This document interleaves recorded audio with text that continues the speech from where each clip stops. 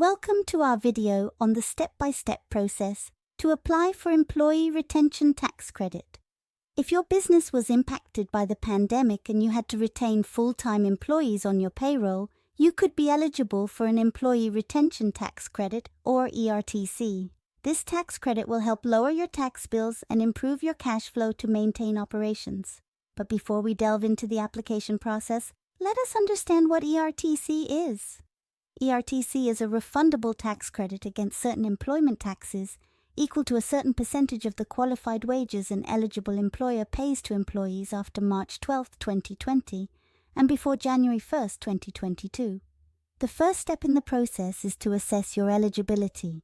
You are eligible if your business operations were fully or partially suspended due to a government order related to COVID-19, or if your gross receipts for a quarter in 2021 are less than 80% of the gross receipts from the same quarter in 2019. After assessing your eligibility, the next step is to calculate the credit.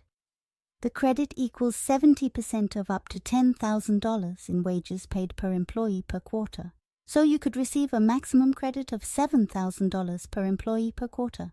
After calculating the credit, we'll now explore how to apply. Report total qualified wages and related health insurance costs for each quarter on your employment tax returns, usually Form 941, or on an adjusted employment tax return, Form 941X. If your expected credit for the quarter exceeds your total tax liability, you can apply for an advance payment using Form 7200. Claiming the Employee Retention Tax Credit can be a lifeline for businesses struggling in these times. The next time you file your taxes, consider the ERTC to enhance your business cash flow.